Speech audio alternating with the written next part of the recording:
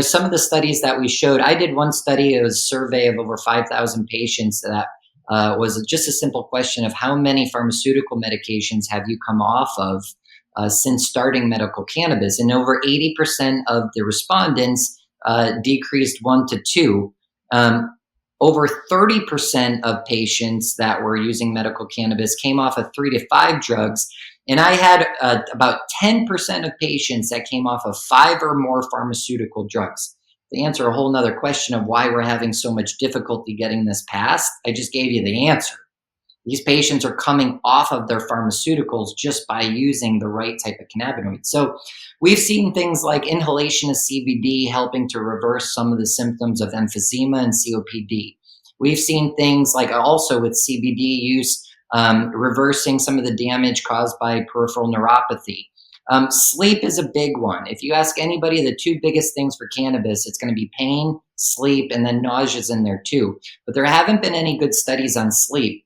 We've myself and a pulmonologist took it upon ourselves to actually do studies, sleep studies on patients to look at the different brain waves during sleep. And actually, cannabis, a lot of people will tell you that it reduces REM sleep, which is a really important stage of sleep for healing. But what we found was, although it does reduce REM sleep, but just about 10%, so it shortens the time of REM sleep. What it does is it increases delta sleep, which is a much deeper sleep and much healthier healing sleep.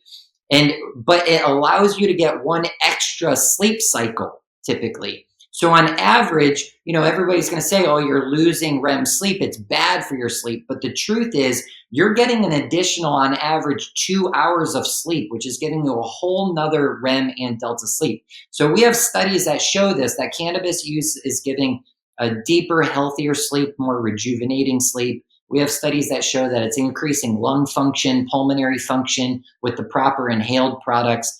And that's a little, some people will say, well, you can't be inhaling smoke and things like that. But there's different routes, right? We have one of the companies I used to work for, we developed an inhaler, a nebulizer.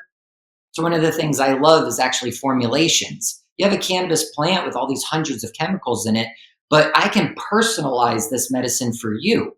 You have depression, you have back pain, and you have neuropathy. Well, there's actually very specific cannabinoids, terpenes, and flavonoids in the right combination that will help those 3 things for you.